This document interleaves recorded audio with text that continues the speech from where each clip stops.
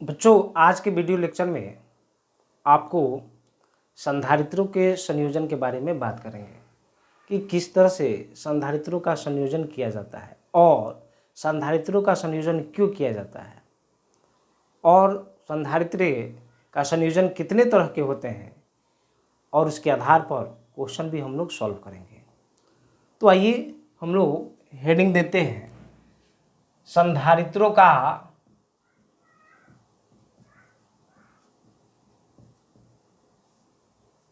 संयोजन।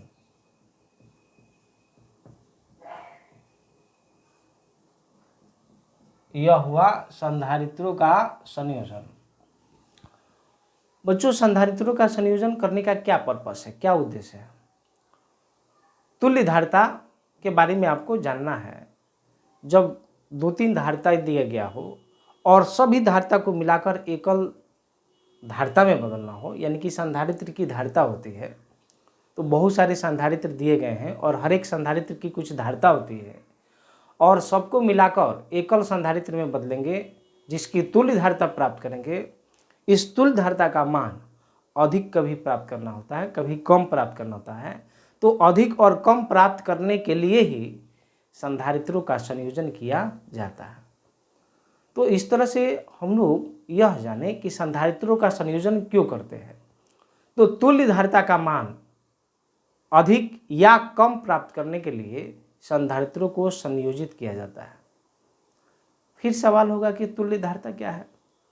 तो जब दो या दो से अधिक संधारित्र दिए गए हों और उन सभी संधारित्रों की धारिता को मिलाकर संयोजित कर जब एकल संधारित्र में बदलते हैं और उसकी धारिता प्राप्त करते हैं, तो उस एकल संधारित्र की जो धारिता होगी उसे ही तुल्य धारिता के नाम से हम लोग जानेंगे। बच्चों, यह संधारित्रों का जो संयोजन होता है दो तरह के होते हैं, श्रेणी क्रम में संयोजन और समानांतर क्रम में संयोजन। आइए बारी बारी से हम लोग श्रेणी क्रम में संयोजन और समानांतर क्रम में संयोजन क्या है इसके बारे में हम लोग जानते हैं। तो सबसे महत्वपूर्ण चीज़ हो जाती है डायग्राम। डायग्राम जब हम लोग ड्रॉ करते हैं तो उसके थ्रू बहुत सारी चीज़ें, बातें निकल कर आती है जो समझाने के लिए या समझने के लिए आवश्यक हो जाती है। तो हम लोग मान लेते हैं तीन संधारित्र है और इस संधारित्र की धारिता C1, C2 और C3 मान ली जाती है।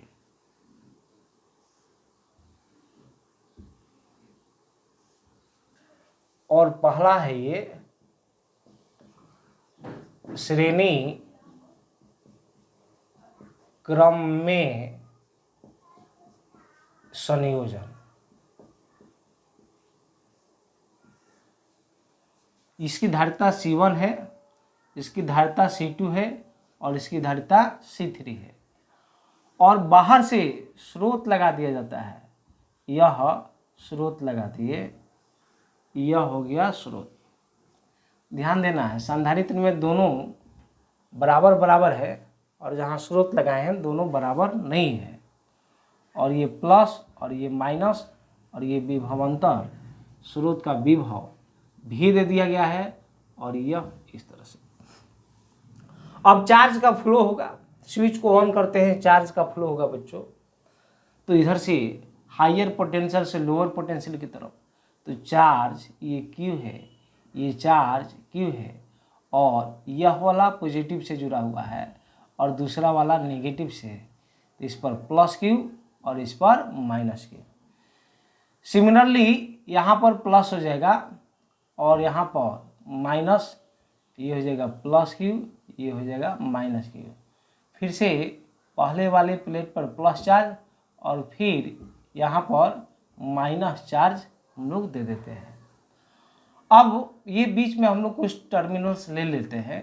ये A है, B है, इसे C मान लीजिए और इसे D मान लेते हैं। A और जो C है इसके बीच के विभवांतर को मान लिया जाता है V1 और C और D के बीच के विभवांतर को मान लेते हैं V2 और इसके बीच के विभवांतर को मान लेते हैं V3। जब संधारित्र श्रेणी में रहता है तो विभवांतर अलग अलग होते हैं, V1, V2 और V3। इन सब के बारे में भी हम लोग चर्चा करेंगे। उससे पहले उद्देश्य क्या है, इसका क्या उद्देश्य है, यानी कि श्रेणी क्रम में हम लोग क्यों संयोजित कर रहे हैं, उसका क्या पर्पस है, क्यों करते हैं आप श्रेणी क्रम में संयोजन, समानांतर में क्यों करते हैं। तो श्रेणी क्रम में संधारित्रों को इसलिए संयोजित किया जाता है क्योंकि जब तुल्य धारिता का मान मिनिमम से मिनिमम, कम से कम प्राप्त करना हो, ऐसी स्थिति में संधारित्रों को श्रेणी क्रम में संयोजित किया जाता है। ध्यान में रखना है, जब तुल्य धारिता का मान कम से कम प्राप्त करना हो तब संधारित्रों को श्रेणी क्रम में संयोजित करेंगे। तो ये हो गया उद्देश्य। अब इससे कुछ महत्वपूर्ण बात आपको ध्यान में रखनी है। महत्वपूर्ण बात नंबर 1, आप डायग्राम को देखकर आप देख रहे हैं तो इस श्रेणी परिपथ का गुण भी हम लोग बोल सकते हैं। और 2-3 बात इसमें आपको जरूर ध्यान में रखनी है। नंबर 1, जब संधारित्र श्रेणी क्रम में जुड़े हुए रहते हैं तब सभी संधारित्रों पर एक समान आवेश इकट्ठा होते हैं, एकत्र होते हैं। सब पर देख रहे हैं एक समान आवेश इकट्ठा हो रहे हैं, पहला पॉइंट।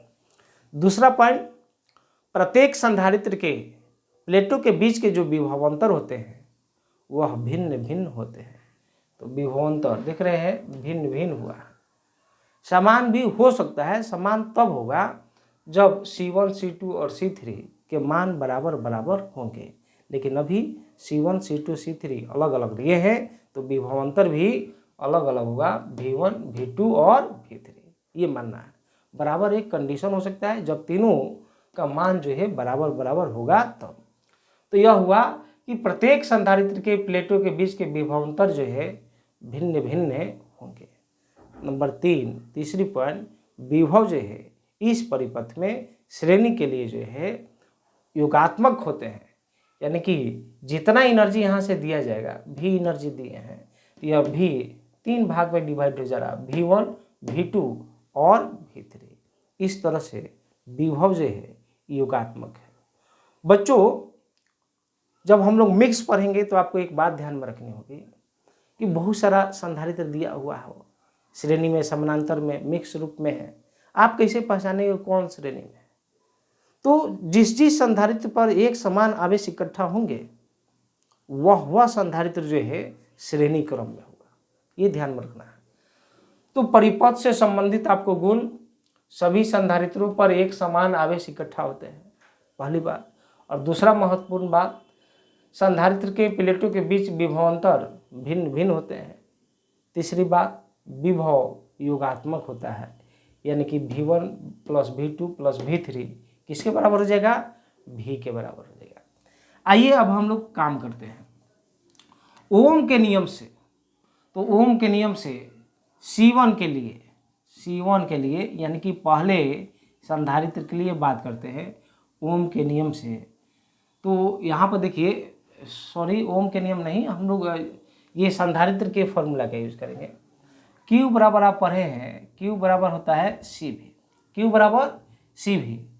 तो हम लोग जो है चार्ज देखेंगे, Q दिया हुआ है तो चार्ज को हम लोग Q ही लेते हैं, और धारिता दिया हुआ C1 और विभवांतर दिया हुआ है V1। यहाँ से आप V1 निकालेंगे तो आप लिख पाएंगे V1 बराबर ये हो जाएगा Q/C1। नहीं, ये धारिता के फॉर्मूला के आधार से हम लोग काम कर रहे हैं। दूसरा, C2 के लिए आप जब लिखेंगे, C2 के लिए तो देखिए C2 के लिए हम लोग क्या काम करेंगे, Q = फिर से लिखेंगे CV। तो ये Q, इस पर भी चार्ज Q है लेकिन इसकी धारिता C2 और विभवांतर V2, तो V2 = हो जाएगा Q/C2। उसी तरह से C3 के लिए तो आप लिख पाएंगे V3 = देख रहे हैं V1 था तो Q/C1, V2 था तो Q/C2 और V3 तो Q/ और ये हो जाएगा C3। विभव योगात्मक होते हैं, इसका मतलब बच्चों यह हुआ कि V बराबर V1 + V2 और प्लस V3। तो V बराबर V1 आप निकाले हुए हैं यहाँ पर, तो आप लिख सकते हैं यहाँ पर Q/C1, V2 Q/C2 और Q/ यह हो जाएगा C3। इसे मान लेंगे इक्वेशन फर्स्ट। अब इन तीनों संधारित्रों को मिलाकर एकल संधारित्र में बदल देंगे, जिसकी धारिता को हम लोग तुल्य धारिता के नाम से बोलेंगे। तो जब एकल में बदल देंगे तो यह एकल के केस में हो जाएगा ऐसा, और नया डायग्राम हम लोग बना दिए। सोर्स वही है, तो ये विभवांतर V हो गया, और ये पॉइंट B और ये पॉइंट A, और ये धारिता को C इक्विवेलेंट या CS, S का मतलब हो गया सीरीज, दोनों बात बोल सकते हैं। अब ये प्लस H माइनस चार्ज आएगा, इस पर प्लस चार्ज और इस पर माइनस चार्ज, यानी कि ये प्लस Q और ये हो जाएगा माइनस Q। और यहाँ जो विभवांतर है, अब विभवांतर बटेगा नहीं क्योंकि एक ही संधारित्र है, इसका विभव हो जाएगा। फिर से संधारित्र के आधार पर, फॉर्मूला के आधार पर Q बराबर, हम लोग यह फॉर्मूला पर है शुरुआत में, Q बराबर CV, तो Q को Q रहने दीजिए, C को C इक्विवेलेंट लिख दिए, और विभवांतर यह हो गया V बराबर लिखिएगा तो यह हो जाएगा Q/C इक्विवेलेंट, और यह हो जाएगा इक्वेशन सेकेंड। आप समीकरण 1 और समीकरण 2 को आप ध्यान से देखेंगे, देख रहे हैं समीकरण 1 है और दूसरा ये समीकरण है, तो हम लोग लिख सकते हैं समीकरण 1 और 2 से। तो इन दोनों समीकरणों के हेल्प से आप देखेंगे तो आप पाएंगे LHS समान है, तो RHS भी समान होगा। तो लिख पाएंगे QC इक्विवेलेंट, और ये Q/C1, Q/C2 और ये Q/C3। Q/C equivalent, Q common कर लेंगे, 1/C1, 1/C2 और 1/C3, Q से Q कैंसिल हो जाएगा, और 1/C equivalent 1/C1 plus 1/C2 plus 1/C3। इस तरह से तुल्य धारिता की प्राप्ति, ये कैलकुलेशन कर लेंगे और लास्ट में इसका रेसिप्रोकल ले लेंगे, इसको ऊपर लेके चले जाएंगे, इधर भी हम लोग उल्टा कर देंगे, यानी कि हर को अंश में, अंश को हर में कर देंगे। इस तरह से फाइनली C इक्विवेलेंट, यानी कि C इक्विवेलेंट का मतलब यह क्या हो गया, तुल्य धारिता EQ का मतलब इक्विवेलेंट, C का मतलब कैपेसिटेंस, यानी कि तुल्य धारिता की प्राप्ति करते हैं इस फॉर्मूला के माध्यम से। तो बच्चों, हम लोग इस वीडियो लेक्चर में किस तरह से बहुत सारे संधारित्र दिए हुए हों और श्रेणी क्रम में संयोजित किया गया हो, तब तुल्य धारिता की प्राप्ति कैसे की जाएगी, उसका यह था एक्सप्लेनेशन। बच्चों, आपको मेरा वीडियो पसंद आ रहा हो तो मेरे वीडियो को आप लाइक करें, कमेंट करें और सब्सक्राइब करें। आपका बहुत बहुत धन्यवाद।